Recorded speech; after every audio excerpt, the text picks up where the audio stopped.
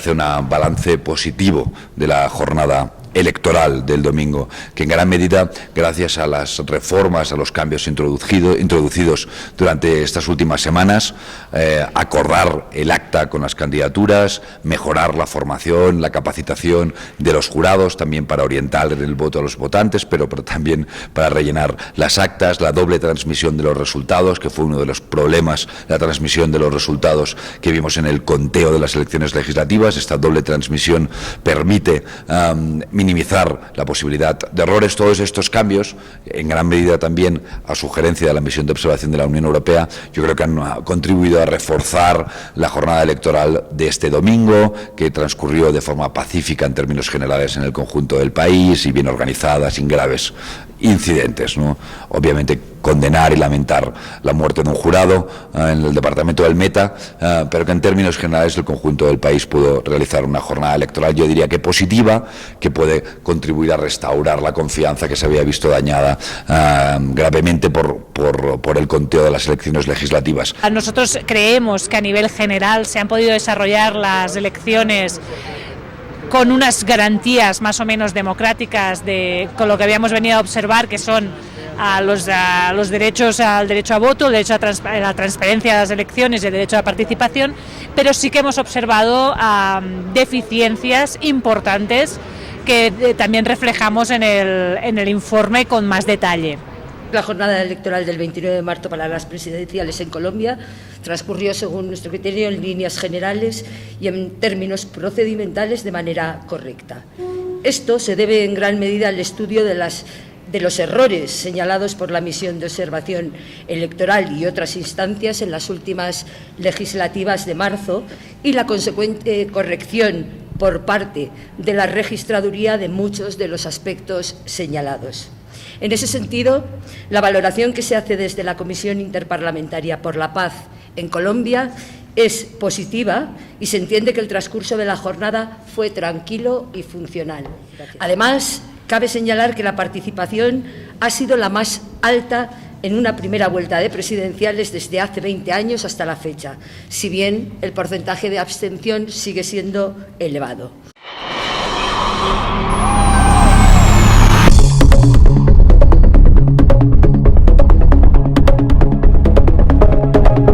Yo creo que es evidente que el sistema electoral colombiano tiene pilares sólidos, que existe trazabilidad de la información, transparencia y que hubo una buena organización, también con reformas que reforzaron la organización y la profesionalidad del domingo electoral. Al mismo tiempo, también vemos algunos elementos que cabe mejorar, ¿no? A nosotros nos parece cuestionable a ojos de la Constitución colombiana la suspensión de los 2 alcaldes y los 2 concejales. Pero más allá de que sea cuestionable a ojos de la Constitución colombiana, es anómalo, gravemente anómalo, en términos de estándares internacionales, que un órgano administrativo suspenda a cargos públicos electos. Es algo que también ha dicho la Corte Interamericana de Derechos Humanos. Y además contrasta con la participación, digamos, con valoraciones políticas en la campaña del jefe de las Fuerzas Armadas.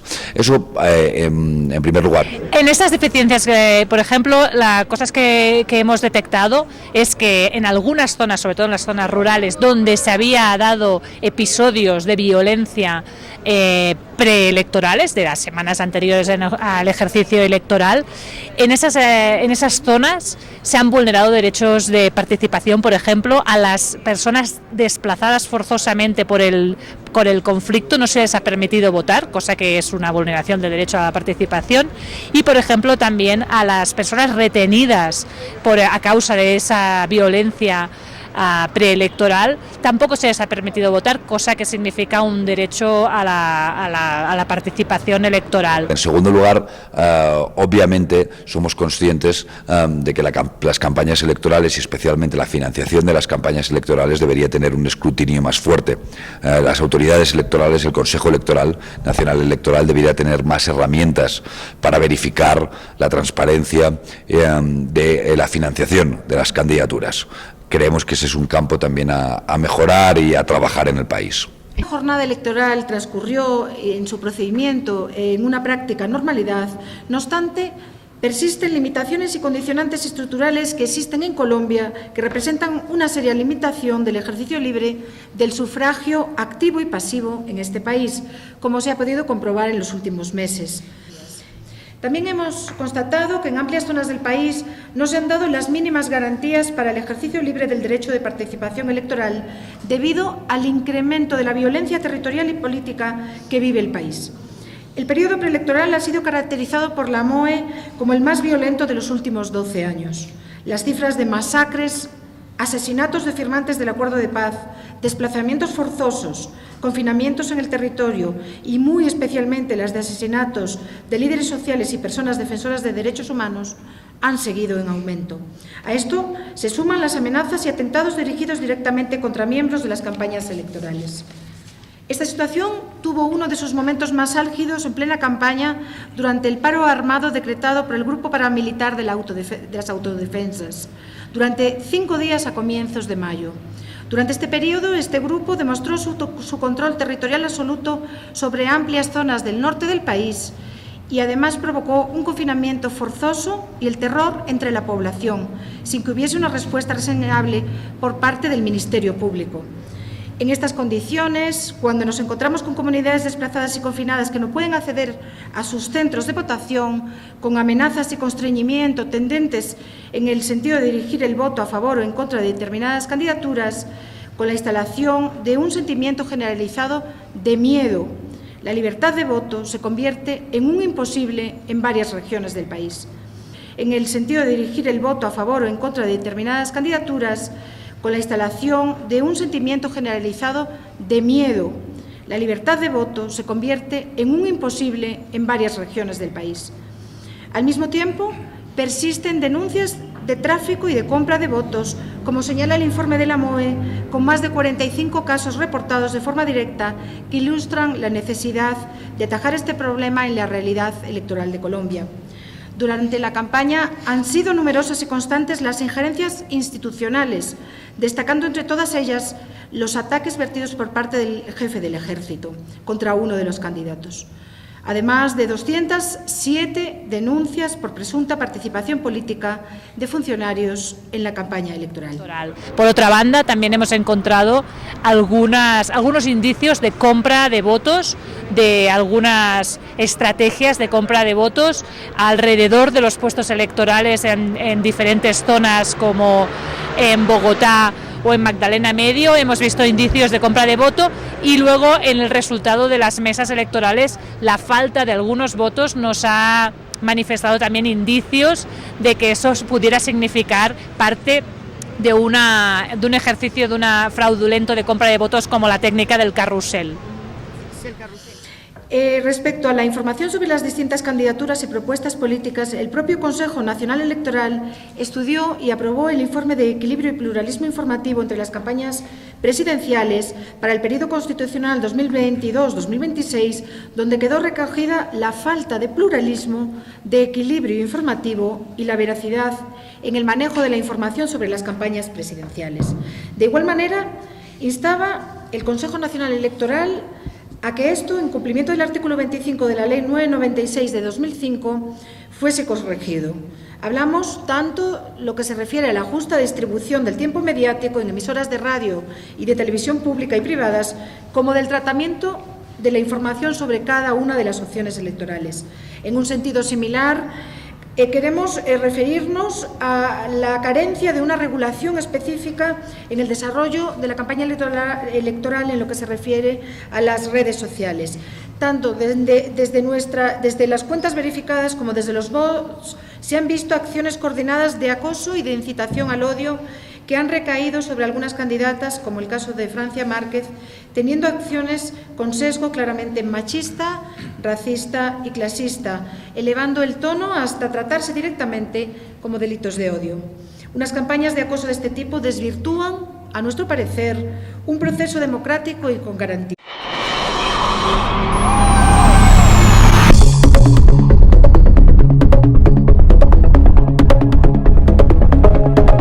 Colombia continúa teniendo una votación analógica, manual.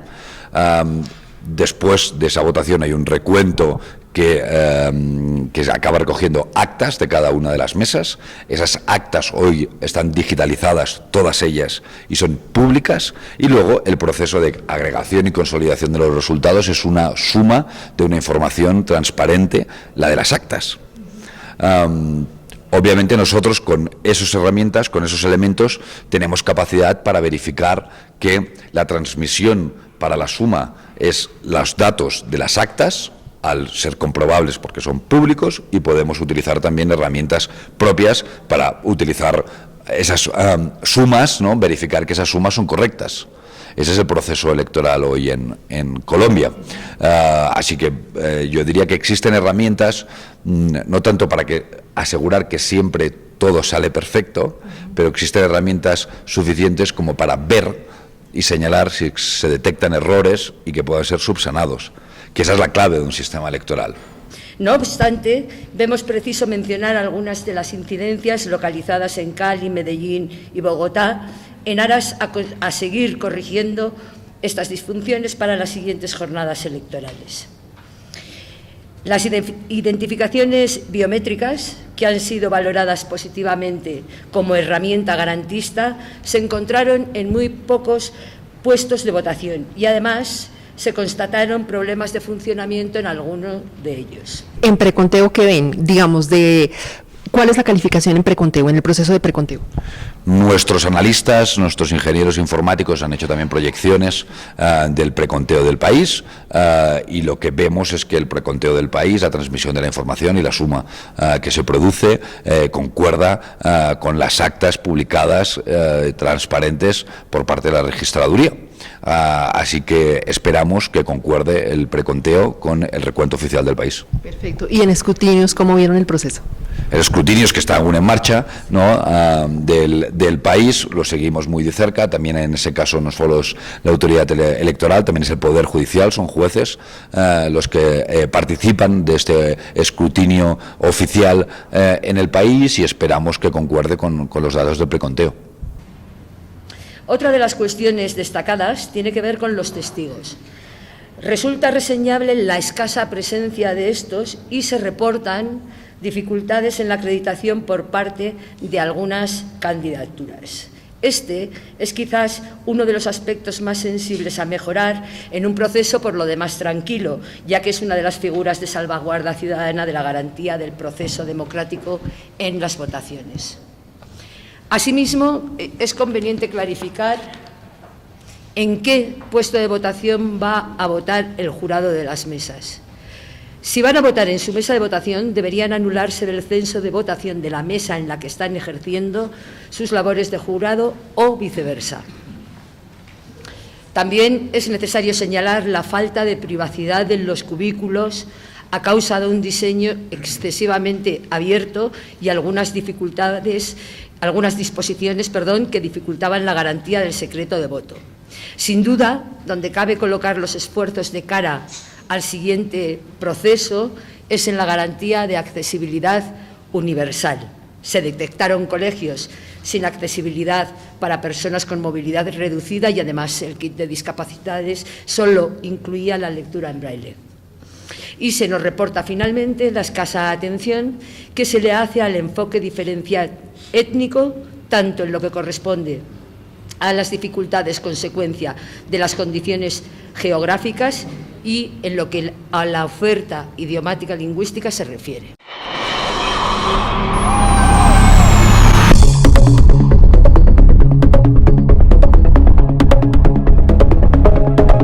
Perfecto. Lo que tiene que ver con el software, el expresidente Pastrana esta mañana pues nuevamente insiste y ratifica las críticas y dice que le preocupa muchísimo ese software Indra que maneja todo el proceso en general. Él insiste en las críticas. ¿Cómo ven ustedes ese tema?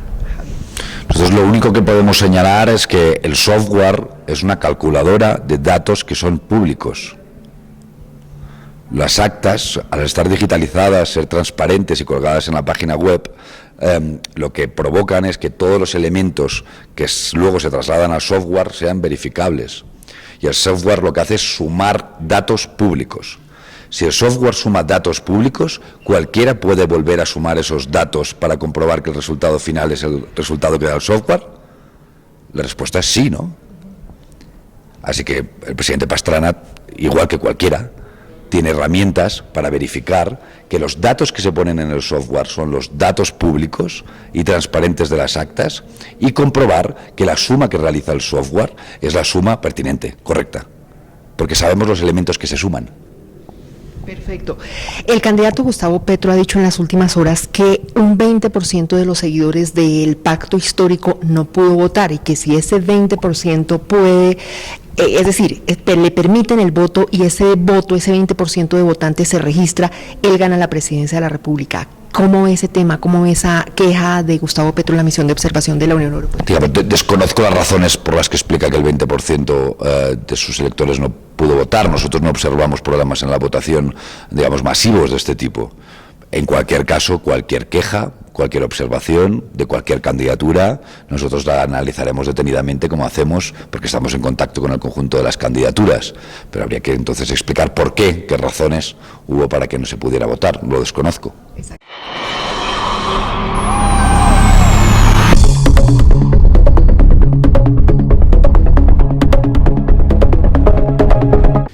Primero, instar a las autoridades electorales colombianas y al conjunto de las instituciones del país a profundizar en la implementación de las recomendaciones emitidas por la MOE en las elecciones legislativas. Segundo, instar a las autoridades colombianas a implementar todas las medidas a su alcance para garantizar el libre ejercicio del voto en la segunda vuelta de las elecciones presidenciales. Tercero, instar a los medios de comunicación y al conjunto de las formaciones políticas en Colombia a desarrollar una política de información veraz y alejadas de las campañas de odio y de discriminación hacia personas vulnerabilizadas y o racializadas. Y por último, instar a Gustavo Petro y a Rodolfo Hernández a un compromiso firme con la agenda de implementación del Acuerdo de Paz del año 2016.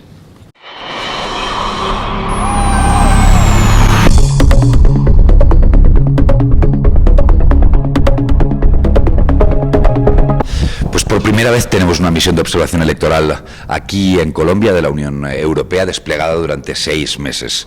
Tenemos una 50 de personas, 20 analistas, monitoreando la conversación electoral, el trabajo de las candidaturas, trabajando con las autoridades electorales del país, viendo lo que está ocurriendo también en las redes sociales y analizando la arquitectura jurídica que hay detrás tanto de la celebración de elecciones como luego a la agregación y consolidación de los resultados. Una 20 de personas. Y al mismo tiempo unos equipos de unas 30 de personas que están distribuidos en todo el país durante estos meses en equipos de 2 que permite tener un termómetro real de lo que está ocurriendo en un país tan diverso y plural como es el caso de Colombia. Al mismo tiempo, cuando llega la jornada electoral, no solo tenemos esta 50 de personas trabajando en Colombia, tenemos más de 120 observadores desplegados por todo el país, visitando colegios electorales, hablando con los jurados y participando del recuento que se hace en las mesas electorales. Todo esto desde un punto de vista muy tecnificado, con el acompañamiento del Parlamento Europeo y una delegación del Parlamento Europeo, con mucha experiencia detrás de monitoreo de elecciones en otros países, cosa que nos permite valorar, acompañar, generar certidumbre, yo creo que otorgar también confianza al sistema, porque existe también la seguridad de que existen observadores internacionales, en este caso europeos, que tienen capacidad de detectar fallos, errores, como ocurrió en las elecciones legislativas, para que sean subsanados. Comparando las elecciones, Congreso, primera vuelta presidencial, ¿hubo una mejora? ¿Cómo lo ven? Sin duda hubo una mejora. ¿No? Hubo una mejora. Es cierto que las elecciones presidenciales eran mucho más sencillas, ¿no? Porque estamos hablando de 6 candidaturas presidenciales frente a 5 urnas en las elecciones legislativas, actas con centenares de casillas de información a rellenar, y aquí estamos hablando de información de datos sobre 6 candidaturas. Eso lo simplifica, pero al mismo tiempo todos los cambios ya comentados, capacitación de los jurados, una gran presencia y fuerte presencia de testigos de las candidaturas, la doble transmisión de los resultados, yo creo que mejoraron la jornada electoral del domingo.